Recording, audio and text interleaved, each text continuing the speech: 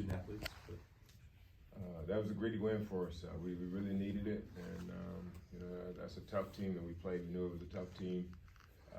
They've been, it took LSU, every team they played down to the wire. They run great offense, run great sets, and they were very well coached. And so we were fortunate.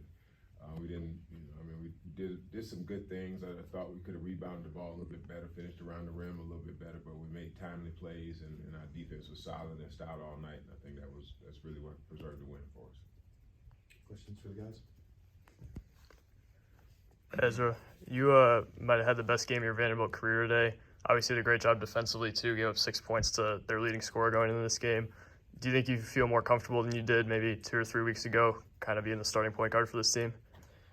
Yeah, definitely. I think it just takes time, like getting comfortable with this new team, but they make it easy for me, the players and the coaches. I'm getting comfortable as time's going, so yeah. How much of an impact do you think you can make in SEC play defensively? It seems like really starting to make a huge impact on that end as well. Yeah, I think, for me, I think that's where the difference is, and that's where I can bring the most impact to the team, and just, being the head of the snake and bringing that energy and getting defensive stops, that rubs off on the team. And, if we're a good defensive team, we're able to defend teams, then we're going to win a lot of games. So. Myles, what adjustments did you guys make when you were playing without Jordan? It's really tough playing without Jordan, him being the leader of this team and somebody that does so much for us on both ends of the court. We really just gotta bring everything we can without him. Like I said, he brings a lot of firepower to our lineup, and offensively, defensively. So some of the things we key on are just playing better defense, sitting those gaps, just trying to kind of relieve his presence a little bit on both sides of the ball. What is Jordan Wright's status going forward? He's just trying to get healthy. He has a back spasms. Tightened up on him. We don't want him at 50%. We don't want him at 60%. We don't want him at 80%. We want him getting back 100%. We got a long season ahead of us.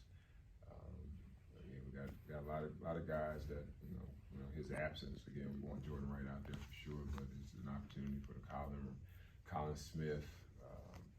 Malik Dia, other guys to get some opportunities and some reps for us. We used our big lineup a little bit tonight. I'm starting to figure out some ways that we can utilize those guys. It's just good having those older guys on the floor together. I think the more experience you have out there in college basketball, it gives you the best chance to win. So your goal is to try to use the 2 big guys together this season when you can? Or? Yeah. And we started them tonight.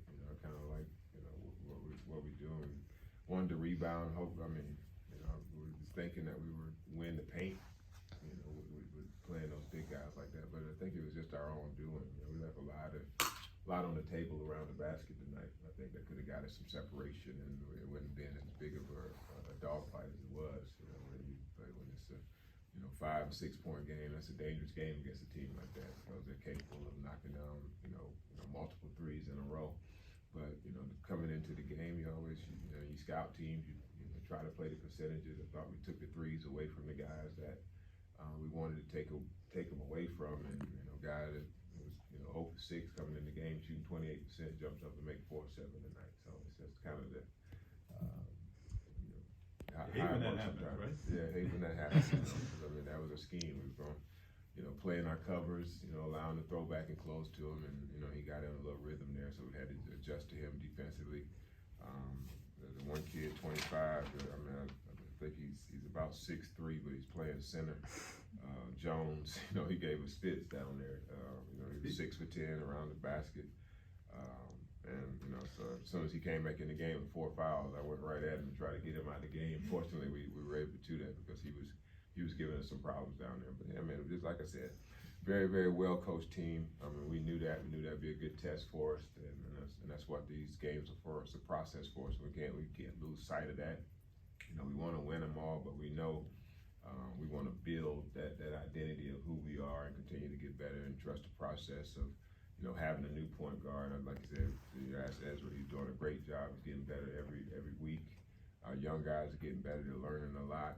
Spend a lot of time in the film session, so it's not just about any particular game, win or loss right now because I honestly feel that this team is capable when we, really figure out our identity and we understand what we want to do on both ends of the floor, that we can go on a big streak, and stock some wins and put ourselves in a good position, for the postseason.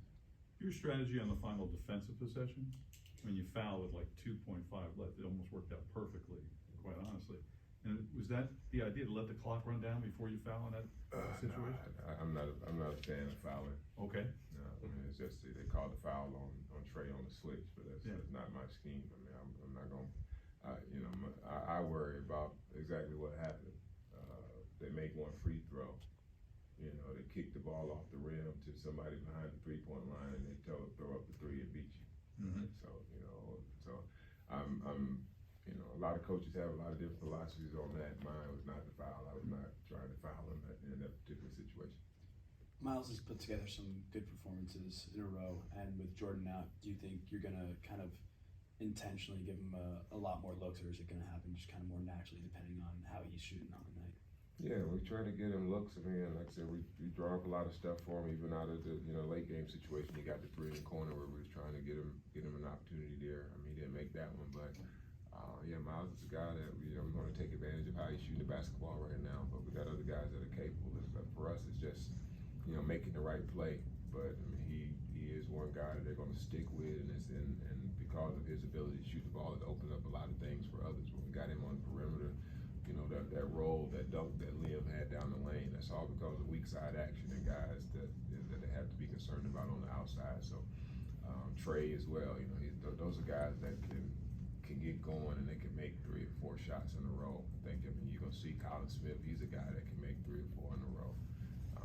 Tyron, whenever he's in a rhythm, he's a classic streaky shooter, you know what I'm saying? But if he get it going, he can make some shots in a row. So it's just about us continuing to find that rhythm offensively, but then but until we find it, like I said, kind of we've been that every year we've been here. We got better offensively, but right now our defense is ahead of our offense, and that's a good thing. You can win a lot of games as long as you can play defense. I was planning on playing a lot more zone. We get this team, they run so much stuff. We worked on it for the last couple of days. I jumped in the zone, they made 1 3, and I didn't go back to it.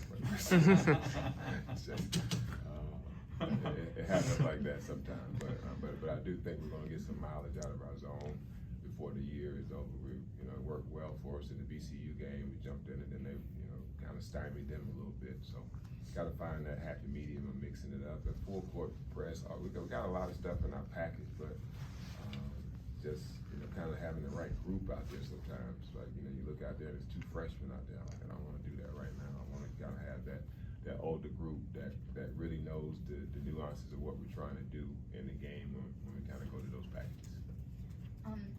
You gave up that 10-0 run right out of halftime. What were the issues there, and what was different for the rest of the game? I think it was twofold. I think we missed some easy opportunities ourselves, to where we could have, where the game was still, been, we maybe had the lead or a little closer, but again, they came out and made shots. I think it was, who was it? Mac. Mac got it going. Made a couple baskets there. And again, like I said, the percentages for us say that's a shot that we want to give him, coming in this game. But he stepped up and made shots, and it's just the competitors. When you get in the game, we can have all the game plan that you want to, but at the end of the day, the guys got to make plays, and they stepped up and made plays for their teams. But we withstood it and found a way to hold on, and had a key basket, none bigger than Tyron's basket down the stretch. Getting into the paint, and made a big basket for us. Got us a little separation. Lynn went in there, made one or two of the free throws. Could have, probably got a 4-point lead there. But of course, we're gonna make it a little bit tougher than it needs to be. That's kind of our way right now. But hopefully, as we continue to build and our process gets, continue to move forward the way that we want it to, that we'll be able to close our games a little easier and a little better than we did tonight. You guys mentioned that 10-0 run. The guy who broke that run up was Trey Thomas. How nice is it to have him back, and what is he kind of bringing to the team right now in the absence of Jordan Wright? Just experience, man. Experienced guys that have made big shots before, and I think that's what you count on. Younger guys, they get in early in the game, and when the game's not really in the balance, you know what I'm saying, they step up and they make shots, so they might miss them or whatever. But when you got guys that have won, Trey's won games for us. It's not like he's just, he's a shooter. He's made daggers for us in key situations. Him and Myles and Jordan, and so we got a number of guys that have made big plays down the stretch that we want to make sure that we can kind of have those guys on the floor late. With Trey, he kind of contributed to an offensive balance tonight, not just in who scored tonight, but kind of how you guys scored. It was really balanced. Is that what you guys want to have your offensive identity as? I would love that, man. I said that to our team today because I believe we have that, man. I feel like, of course they nodded their head, but I don't know. But I feel like it could be a team to have about 6 guys average 8. Right? I think we got that type of balance to where we on a night-to-night basis we could have 7 or 8 guys. And of course, some guys gonna have a big night. Myles gonna get it going. Jordan get it going, and then have 20. But I think our average over the season, we could be a special team to where we have, that many guys that are capable of having, putting up 8 points a game for us. That means that we're sharing it. That was the problem in the end of the first half. They were going under a lot of the stuff, and we got baited into some long twos. I mean, I don't mind twos, but I like twos inside the paint. Really try to get in the paint, and now the defense converged, and we can kick out, but we settled for some non-makeable shots, right? But I think they're just shots that we could get some a little bit better, and teams are gonna go under as so we got to find a way to continue to set our screens, twisting our screens a little bit so that he can get a little deeper, because he's a really good shooter from around 15, 17 foot, and now he's continuing to work on his 3-point shot. But again, I tell guys all the time, do what you do, for 90% of the time, do what you do best. 10% of the time, do those other things.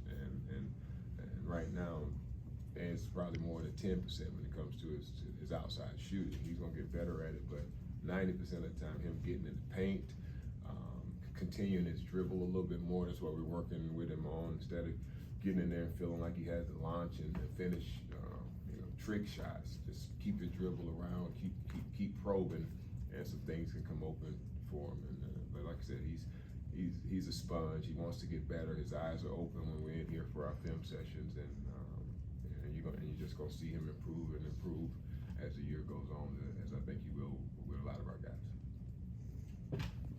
Thanks, Coach.